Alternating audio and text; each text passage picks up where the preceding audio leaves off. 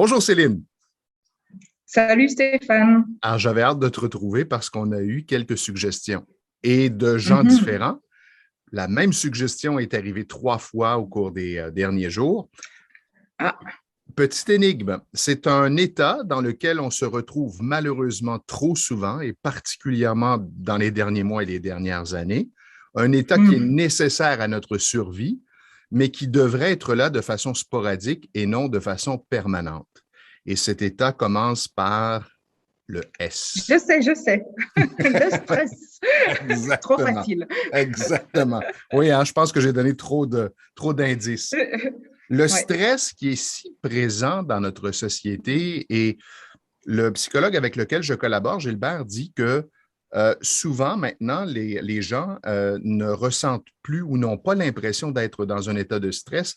Dans une échelle de 0 à 10, il me disait souvent entre 0 et 5, les gens vivent avec le stress de façon permanente sans en être nécessairement conscients. Et oui, parce que on a un petit peu pris l'habitude de supprimer ce stress et juste de continuer de fonctionner avec. Alors, d'un point de vue biologique, en fait, tout changement dans notre monde extérieur, en fait, va induire un stress sur le corps. Donc, avant de parler du stress psychique, en fait, il y a tous les stress biologiques. Donc, typiquement, une infection, un virus, le froid, le chaud, les changements de température, même le bruit, etc. Tout ça, c'est des choses où le corps, il doit déjà réguler ses fonctions internes pour pouvoir maintenir une certaine balance. Donc, il faut bien comprendre que la santé, notre corps, au niveau hormonal, au niveau de nos anticorps, etc., on doit être dans un point d'équilibre, en fait. Et sans arrêt, tout ce qu'on vit nous déséquilibre et le corps, il doit nous ramener à ce point. Et en fait, c'est toutes ces stimulations qui génèrent du stress. Donc, il y a une partie qui est un stress qui est normal. Puis après, en effet, il y a tout le stress qui va au-delà et qui commence à dépasser en fait les capacités de notre corps à réguler. Et typiquement, la pollution, les pesticides, encore une fois, tout ce qu'on met dans le corps, tout ce qu'on respire, tout ça, c'est aussi des agressions en plus. Mais Ce on sont ne les des sent stresseurs. pas forcément. Ce sont des stress. Puis à cela s'ajoute le stress psychique, la pression, la pression de la performance au travail, de la performance dans le couple, de la performance en tant que parent. Enfin, je veux dire, dans tous les niveaux, on doit être performant aujourd'hui, on doit être au Ouais. top. Donc, c'est vrai que le stress, il s'ajoute en fait. Il s'ajoute, il s'ajoute, il s'ajoute. Puis à un moment donné, on n'arrive plus à le gérer. Donc, Le c'est sûr qu'on est tous problème, soumis à des stress. ouais, le problème, c'est que justement, on n'en prend pas conscience. Alors, souvent, avec mes clients, le premier exercice que j'enseigne, c'est la respiration. Et je dis à mon client, montre-moi comment tu respires et je te dirai comment tu communiques. Parce que la respiration thoracique, donc c'est la respiration du stress, et souvent, lorsque les gens respirent en inspirant par la bouche pour rapidement continuer leurs activités ou leur communication, ben, c'est un indicateur que la personne est dans une forme de stress. Parce qu'il y a Mhm. différentes intensités de stress, là. Tout à fait. Et c'est un très, très bon indicateur. Et qu'est-ce qui fait que la respiration reste, entre guillemets, bloquée au niveau thoracique ou même claviculaire et qu'elle n'est pas au niveau abdominal, donc c'est ce dont tu parles, eh bien, c'est le diaphragme, en fait. C'est lui qui va supporter, qui va un petit peu récupérer comme ça tout le stress que le corps ingurgite. Et à un moment donné, c'est pour ça qu'on peut se bloquer le dos, entre autres. On va avoir des problèmes de digestion. Le stress, il va se manifester pas uniquement de manière, une fois de plus, psychique, on ne va pas forcément le sentir de cette manière-là. Par contre, si vous commencez à avoir la peau sèche, des problèmes de vision, des problèmes de concentration, des problèmes d'irritabilité, des problèmes de digestion, de libido, ça peut vraiment influencer, de prise de poids ou de perte de poids, etc. Ça va influencer tellement de choses au niveau de notre corps que voilà, la liste est longue. Mais la première chose, en effet, c'est un très, très bon outil pour se rendre compte de est-ce que je suis stressée, c'est comment est-ce que je respire. Petit exercice La réalité. intéressant qui est maintenant enseigné à l'international, c'est la cohérence cardiaque. J'inspire pendant 5 secondes par le nez, lentement. J'expire pendant 5 secondes par la bouche, lentement. Je fais ça pendant 5 minutes 3 fois par jour. Et j'observe. Encore là, c'est toujours d'observer qu'est-ce qui se passe en nous. Et vous allez réaliser rapidement qu'après 1 ou 2 minutes de ce type de respiration, vous allez vous sentir comme beaucoup plus calme. C'est un peu comme les animaux, hein? On regarde un animal, un chien, un chat ou peu importe l'animal, qui vit un stress momentané. Alors oui, il est activé, il est attentif, toute son attention se porte à l'extérieur parce qu'il y a un danger potentiel et aussitôt que le danger est passé, il se régule. La respiration redevient calme et on voit le chien ou le chat se déposer. Et nous, c'est pas tout à fait comme ça que ça se passe, malheureusement. Souvent, l'événement qu'on a vécu entraîne C'est ça. ce qu'on pourrait dire, bon, active plusieurs traumas et là, la personne passe des heures et peut-être même des jours dans cet état de stress. Hmm. La grosse différence entre nous et les animaux, c'est nos pensées. Et c'est ça qui va générer et qui va continuer d'alimenter ce stress. En fait, c'est notre capacité, si je puis dire, capacité à repenser, à ressasser À la conversation qui s'imaginer. nous a stressés Oui, ou anticiper, c'est ça. exact. Et puis, ces pensées-là vont déclencher des émotions et générer encore plus de stress. Tu parlais de la cohérence cardiaque. Il y a plein de petites vidéos que je vous invite vraiment à regarder parce qu'en effet, le but de cet exercice, c'est d'inspirer et d'expirer le même temps. Ça peut être 3 secondes, ça peut être 4, ça peut être 5. Vous pouvez commencer à 4 et puis terminer à 6 parce que petit à petit, vous vous calmez. Mais le plus important, c'est d'inspirer et d'expirer sur le même temps. Alors, il y a des petites applications avec un ballon qui monte, qui descend, qui peuvent vous aider dans cet exercice. Et il y a des études là, scientifiques qui ont montré du coup les taux de cortisol, les taux de différentes hormones dans le corps, pour montrer qu'il y a un effet jusqu'à 4 à 6 heures après avoir fait 10 minutes de respiration. Donc ça paraît tout simple, tout bête, c'est vrai que c'est simple, il faut juste le faire. Et derrière, en tout cas, il y a des effets au niveau neurochimique pendant plusieurs heures qui ont été montrés.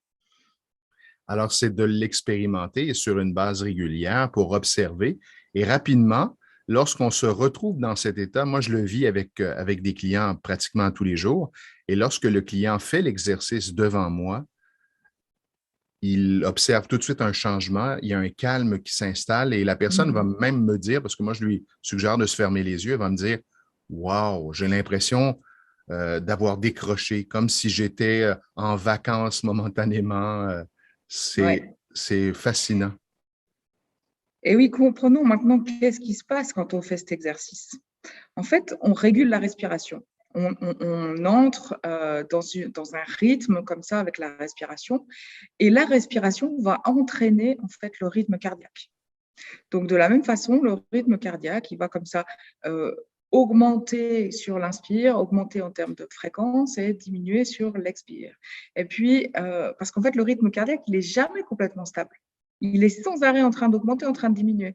Et ce qui est intéressant, c'est qu'une fois qu'on synchronise, c'est pour ça qu'on appelle ça la cohérence cardiaque, on synchronise la respiration avec le cœur, ça va aussi synchroniser en fait nos pensées. Donc, ça va calmer le mental. Oui, c'est ça. Ça a un effet sur le rythme cérébral. C'est Ouais. ça. Ça synchronise aussi nos ondes cérébrales et donc nos pensées. Et ce qui est intéressant, c'est que j'ai travaillé pendant plusieurs années avec la cohérence cardiaque. Et j'avais le logiciel qui permet, avec un capteur au niveau de l'oreille, de voir justement l'augmentation du rythme cardiaque. Une fois de plus, on mesure le rythme cardiaque, mais ce qui va montrer que vous êtes en cohérence, c'est qu'il y a une augmentation régulière du rythme cardiaque sur l'inspire et une diminution régulière du rythme cardiaque sur l'expire. Je ne vais pas rentrer dans les détails, mais le plus important, c'est d'avoir cette sinusoïde et c'est comme ça que le programme est capable de dire la personne est en cohérence. Et moi, je suivais ça. La personne faisait l'exercice pendant les 10 minutes. Moi, je suivais sur l'ordinateur si la personne était en cohérence ou pas. Dès qu'elle sortait de la cohérence, qu'elle rentrait dans le rouge, je disais « Ah, à quoi tu as pensé ?» Et là, elle était bluffée parce que les 3 premières minutes étaient calmes et à un moment donné, il y a une pensée qui arrive et paf, on le voit sur l'ordinateur parce qu'elle perd la cohérence cardiaque. Donc ça permet vraiment de se rendre compte que ce n'est pas juste une vue de l'esprit, hein. Nos pensées vont vraiment agiter quelque chose en nous, agiter nos émotions, notre rythme cardiaque et ça peut être mesurable. Autre point intéressant, ce peut être ce qu'on appelle un trauma générationnel. On en a parlé dans les capsules précédentes et je raconte une anecdote. Mon grand-papa paternel, lorsqu'il voyait son médecin, il travaillait dans un hôpital. Il était menuisier dans un hôpital et il fuyait son médecin de famille. Lorsqu'il le rencontrait, il vivait ce qu'on appelle le syndrome de la blouse blanche, c'est-à-dire qu'aussitôt que son médecin prenait sa tension artérielle, pouc, c'était dans le rouge. Et figure-toi que j'avais ce trauma. Et il y a 2 ans, lorsque j'ai rencontré mon médecin, et je vois la réaction de mon médecin en prenant ma tension artérielle, et il me regarde et il regarde. Qu'est-ce qui se passe? Exactement. Et là, il me dit, c'est anormalement élevé. Et là, en me disant ça, automatiquement, dans ma tête, il se passe plein de scénarios et là, c'est encore plus élevé. Bref, c'est de travailler aussi avec les techniques Peak States sur l'origine du stress pour carrément défaire cette chaîne traumatique. Et il est possible de le faire assez rapidement et, comme on le dit depuis le début, très efficacement et c'est durable. C'est ça, c'est que là, on a parlé un petit peu de ce qui se passe dans la biologie parce que comme j'adore ça, j'aime bien donner un petit peu une vision d'ensemble autant que possible. Mais c'est vrai qu'avec nos techniques, en fait, on va agir sur le mental. Donc, la cohérence cardiaque, c'est agir via la respiration pour calmer le cœur et donc le mental. Mais encore plus efficace, c'est d'agir directement sur la source. En fait, c'est ce qui cause et ce qui va continuer d'alimenter le stress. C'est ce qui se passe dans la tête, c'est ça. Parce que dans la cohérence cardiaque, vous êtes obligé de le faire 2, 3 fois dans la journée si vous voulez garder ces niveaux stables. Et puis, vous devez le faire tous les jours. Dès que vous ne le faites pas, vous sentez à nouveau que vous êtes plus sensible au stress et puis à nouveau, votre corps peut avoir des réactions. Quand on travaille directement sur ce qui se passe dans la pensée, sur l'origine du traumatisme et donc des pensées et de ce qui stresse le corps, typiquement, je ne suis pas capable, je ne suis pas à la hauteur, ou je vais tomber malade, je ne sais pas, il peut y avoir tout un tas de croyances sur la santé, il peut y avoir tout un tas de choses qui sont activées par rapport à nos relations aussi. Donc, dès que vous parlez à une personne, parce que là, tu disais c'était le syndrome de la blouse blanche, mais tu peux avoir le syndrome de ton boss, tu peux avoir le syndrome d'un collègue. Moi, j'avais une cliente qui était venue me voir à un moment donné parce que dès qu'elle voyait une collègue qui était agressive, par exemple, alors là, elle était stressée en fait. Donc, elle était à 2 doigts du burn-out pour ça, parce que c'est vrai que le stress, on l'engendre jusqu'à un moment donné où on atteint un seuil en fait. Oui, c'est que ça tire énormément d'énergie, ça épuise rapidement. Donc, on ne le sent pas dans les premiers stades parce qu'on a perdu cette connexion avec notre corps. On en a parlé depuis le début. Très souvent, on n'a pas l'habitude d'aller voir qu'est-ce qui se passe à l'intérieur. Donc, les premiers temps, on n'écoute pas jusqu'à ce que notre corps nous rappelle à l'ordre. Ça peut être sous forme de maladies à répétition, de fatigue chronique, où je parlais d'irritabilité, de difficulté à se concentrer, etc. Puis, à un moment donné, le corps, il lâche si on ne l'écoute pas. Si on ne l'écoute pas. D'où l'intérêt aussi de vraiment apporter attention aux petits signaux de votre corps, à tous ces symptômes de stress, en fait. Peut-être en terminant, rappeler une autre technique qui est une technique Peak States très efficace pour permettre aux gens de retrouver le calme dans un espace assez rapide, outre la cohérence cardiaque pour ceux qui veulent peut-être travailler différemment. Alors, la technique. Non, vas-y. Alors, je ressens, j'accepte. Alors, je ressens ce stress. Je l'accepte pleinement. Je le ressens et je fais du tapping simplement sur ce qu'on appelle le point de gamme entre l'auriculaire et l'annulaire jusqu'à ce que l'état de stress disparaisse et que je me retrouve dans un état de calme, de paix, de légèreté. Du coup, voilà, je rappellerai aussi tout ce qu'on a déjà expliqué, mais si jamais des personnes n'ont pas encore vu nos autres capsules, vous pouvez ajouter ce tapping, par exemple, à la cohérence cardiaque. Des gens qui ont déjà cette routine, etc. Ah, bonne idée. De méditation ou de cohérence cardiaque pourraient, en même temps qu'ils font la respiration, faire le tapping sur le point de gamme, puisque l'intérêt de faire le tapping, c'est de résoudre de manière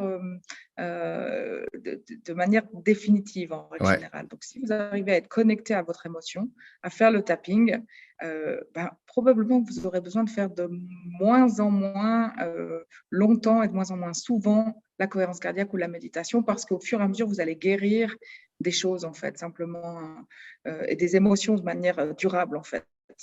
Pas juste sur le moment où vous faites le tapping.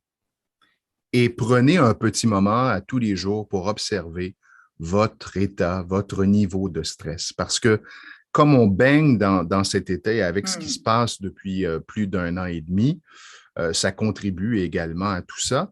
Alors, c'est important de prendre un recul, de se fermer les yeux, d'être dans son corps, pas juste dans sa tête à penser, à se dire, est-ce que je suis stressé? Est-ce que je suis stressé? Je me demande si je suis stressé. Non, je ne suis pas stressé.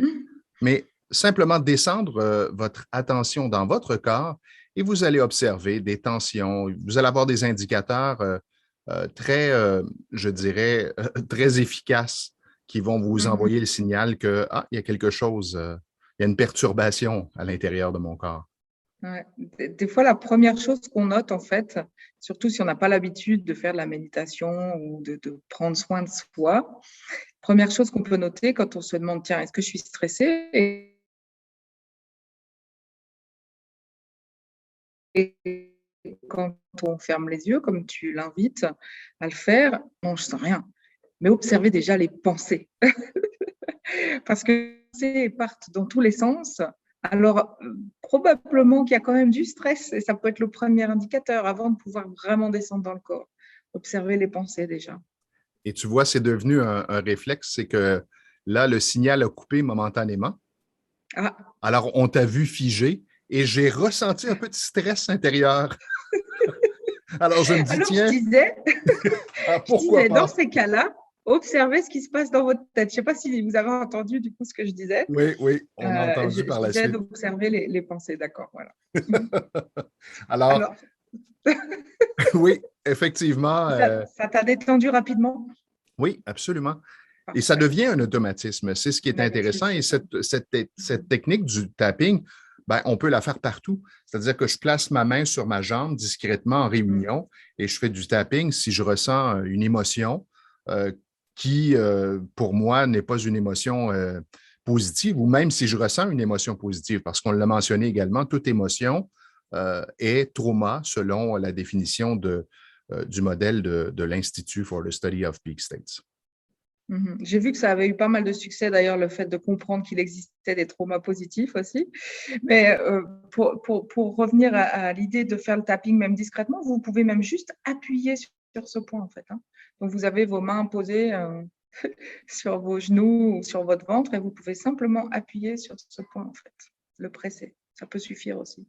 Alors, expérimentez. Vous avez 2 outils très intéressants aujourd'hui à utiliser, à mettre dans votre coffre à outils.